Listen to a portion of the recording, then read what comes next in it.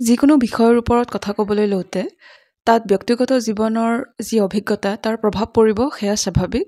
গতিকে ময়ো যেতিয়া এই বিষয়ে কথা ক'বলৈ যাম, নিশ্চয় ব্যক্তিগত জীৱনৰ পৰা যি অভিজ্ঞতা লাভ কৰিছোঁ তাৰ প্ৰভাৱ অলপ হ'লেও পৰিব। গতিকে তাৰে কিছুমান উদাহৰণ দাঙি আনিয়ে মই কথাখিনি ক'ব বিচাৰিছোঁ। প্ৰথম উদাহৰণটো দি দিওঁ, সেয়া হ'ল যে মই মোৰ মাক সৰুৰে পৰা কৰ্মজীৱী মহিলা হিচাপে পাইছোঁ। তাৰমানে তেখেতে চাকৰিও কৰিছে, লগতে ঘৰৰ কাম বনো চম্ভালিছে, অকলে গোটেইখিনি মেনেজ কৰাৰ দৰে কৰিছে। মোৰ অভিজ্ঞতা কিন্তু ৱৰ্কিং ৱমেনৰ সৈতেই হৈছে সৰুৰে পৰা। আৰু মোৰ আইতা পিছে ৱৰ্কিং ৱমেন নাছিল। মোৰ ককা দেউতা তেখেত আছিলে স্কুলৰ হেডমাষ্টাৰ, আৰু আমাৰ আইতাই ঘৰ চম্ভালিছিলে। সকলোবোৰ অকলে ধুনীয়াকৈ মেনেজ কৰিছে, কাৰণ ঘৰৰ কাম কাজো কিন্তু বৰ সহজ নহয়। আৰু বিশেষকৈ তেতিয়াৰ দিনত গাঁৱৰ পৰিৱেশত যি ঘৰুৱা কামৰ আমি কল্পনা কৰোঁ সেয়া কিন্তু বহুত এক বৃহৎ এটা অৱস্থানত আমি চাব লাগিব, য'ত বহুত কাম থাকে। গতিকে সেয়াও তেখেতে অকলে ধুনীয়াকৈ মেনেজ কৰি গৈছে। আৰু নিজ নিজ ক্ষেত্ৰত মোৰ মাও যেনেদৰে বহুত বেছি কৃতজ্ঞতাৰ পাত্ৰী, ঠিক তেনেকৈ মোৰ আইতাও বহুত কৃতজ্ঞতাৰ পাত্ৰী। এইখিনিলৈকে ঠিকেই আছে সকলোবোৰ। গতিকে বহুতে ৰোমাণ্টিচাইজ কৰিব বিচাৰে যে আগতে আমাৰ আইতাসকলে নিস্বাৰ্থভাৱে ঘৰৰ কাম কৰি গৈছে, কোনো পে'মেণ্ট নোহোৱাকৈ দিনে ৰাতি কাম কৰিছে, আৰু তেখেতসকলৰ কেতিয়াও ইমান মনত ৰিগ্ৰেট নাছিলে, বা আমি যে কওঁ যে কিবা তিক্ততাও নাছিলে আনকি নিজৰ কাম লৈ, যে মই এনেদৰে চাকৰি নকৰাকৈ পে'মেণ্ট নোলোৱাকৈ উইদাউট এনি দৰমহা যিটো কোৱা হয় কাম কৰি গৈছে। কিন্তু তেখেতসকলে কেতিয়াও হেনো হুমুনিয়াহো কাঢ়া নাই যে আমি কিয় এনেদৰে দিনবোৰ পাৰ কৰি আছোঁ। আৰু আজিকালিৰ মহিলাই হেনো এনেদৰে দিন পাৰ কৰিবলৈ নিবিচাৰে। নিস্বাৰ্থ সেই সেৱা হেনো আজিৰ নাৰীৰ মাজত নাই। বহুতে কমেণ্ট ধুনীয়াকৈ দি দিয়ে, বিশেষকৈ পুৰুষসকলৰ পৰা এই কমেণ্টটো বহুত শুনা যায়, লগতে মহিলাসকলৰ পৰাও আহে যে আজিৰ আধুনিক মহিলাই চ'-কল্ড এই নিস্বাৰ্থ সেৱা দিব নাজানে। তেখেতসকলে সকলোবোৰ দৰমহাৰ ভিত্তিত নিৰ্ধাৰণ কৰে সকলোবোৰ।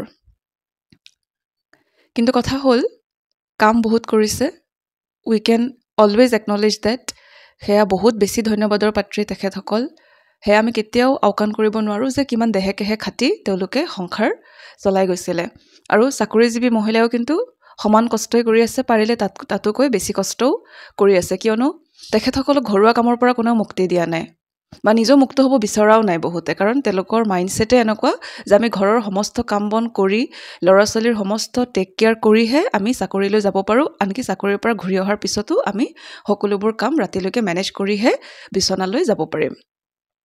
অ'কে, গতিকে ডাবল ৱৰ্ক কৰি আছে, লগতে এটা ভাল এটলিষ্ট যে মাহৰ মূৰত হাতলৈ কিছু তেওঁলোকে স্বাৱলম্বী হ'ব পৰাকৈ পইচা আহি আছে, because financial independence is necessary, is important.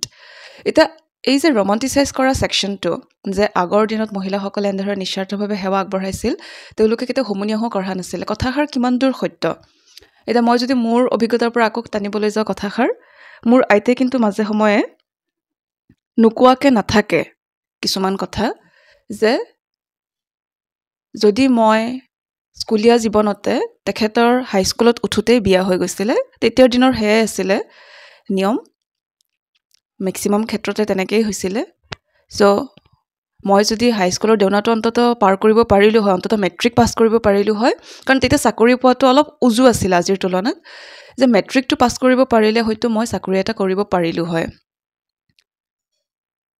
মই পঢ়াটো ভাল আছিলোঁ, হয়। মই যেতিয়া আইতাক দেখোঁ, তেখেতে এতিয়া ধুনীয়াকৈ নিউজ পেপাৰ পঢ়ে, বাতৰি কাকত পঢ়ে, বা টিভিত নিউজ চাই ধুনীয়াকৈ এনালাইজ কৰিব পাৰে কথাবিলাক, গৰ্ববোধ হয়। কিন্তু তেখেতে মাজে মাজে এনেদৰে হুমুনিয়াহ কাঢ়ে যে মই মেট্ৰিকৰ দেওনাটো পাৰ কৰিব পাৰিলে চাকৰি এটা পালোঁ হয়, কিন্তু বিয়া হৈ এইবোৰ আৰু একো কৰা নহ'ল, কাৰণ তেতিয়া তেনেকৈ মানুহে নাভাবিছিল। আৰু এটা অভিজ্ঞতা ইয়াতে মই ক'বলৈ বিচাৰিম।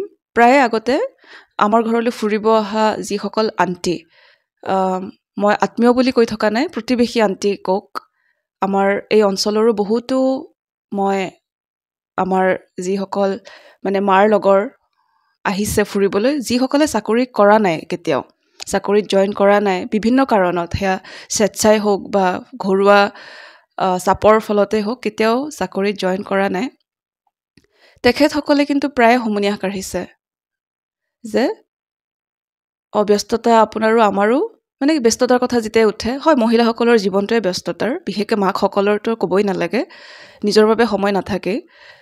গতিকে তেখেতসকলে কিন্তু প্ৰায়ে কৈ ফুৰিছে যে আমাৰো ব্যস্ততা আপোনাৰো ব্যস্ততা, আমি সকলোৱে ব্যস্ত, কিন্তু আপুনি মাহৰ মূৰত দৰমহা পাই, আমি দৰমহা নোপোৱা ব্যস্ততাত আছোঁ।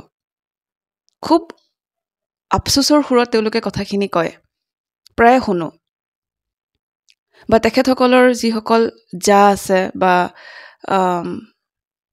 মানে ছিষ্টাৰ ইন ল যিসকলে চাকৰি কৰে, তেওঁলোকৰ লগত লাইফটো কম্পেয়াৰ কৰি প্ৰায়ে তেওঁলোকে হুমুনিয়াহ কাঢ়া দেখিছোঁ মই।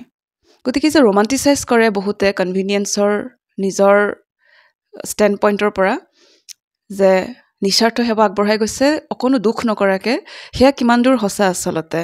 হয়তো জীৱনটো অলপ বেলেগ ধৰণৰ হ'ব পাৰিলেহেঁতেন তেখেতসকলৰ, কাৰণ মহিলাসকলে পাৰে চাকৰি আৰু ঘৰ একেলগে মেনেজ কৰিবলৈ পাৰে। মোৰ মা তাৰ উৎকৃষ্ট উদাহৰণ। আৰু মোৰ মায়ে যদি চাকৰি নকৰিলেহেঁতেন হয়তো আমাৰ জীৱনটো অলপ বেলেগ ধৰণৰ হ'লহেঁতেন, হয়তো ইমানো ভাল নহ'লহেঁতেন। বহু ক্ষেত্ৰত মই সেইখিনি ক'বলৈ বাধ্য। একমাত্ৰ মোৰ মা স্বাৱলম্বী আছিল বুলিয়ে বহু ক্ষেত্ৰত আমি বহুত সকাহ অনুভৱ কৰিছোঁ, মই আৰু মোৰ ভগ্নীয়ে। গতিকে এই ডিবেটটো আচলতে অন্তহীন, কিন্তু ৰোমাণ্টিচাইজ কৰাটো চকু মুদি ঠিক নহয়। আজিৰ যুগত আচলতে মই মনে প্ৰাণে এয়াই ভাবোঁ যে কৰ্মজীৱী হোৱাটোৱে উত্তম, চাকৰিজীৱী হোৱাটোৱে উত্তম, নিজৰ ভৰিত নিজে থিয় দিয়াটোৱে উত্তম। যাতে মাহৰ মূৰত যিমানে আপোনাক কোনোবা উপজাচীয়ে পইচা দি নাথাকক কিয়, নিজৰ অৰ্জন কৰা পইচাৰে নিজৰ খৰচ উলিয়াব পৰা যি সুখানুভূতি, তাতকৈ বেছি ডাঙৰ একো হ'ব নোৱাৰে। মই নিজে এতিয়া ষ্টে এট হোম মম হিচাপে লাইফ লিড কৰি আছোঁ, কিন্তু ময়ো বিচাৰোঁ মই অতি শীঘ্ৰে এই চাইকেলটোৰ পৰা ওলাব বিচাৰোঁ। যদিও মই খুব স্বাচ্ছন্দ্যৰ জীৱন পাৰ কৰি আছোঁ, thank God, but still I want to be independent. That's my opinion. আপোনালোকৰ কি মতামত এই বিষয়ে জনাবলৈ নাপাহৰিব। মোৰ কথাখিনি ধৈৰ্য সহকাৰে শুনাৰ বাবে অশেষ ধন্যবাদ আপোনালোকক। আকৌ লগ পাম। আজিলৈ আহিছোঁ। Thank U.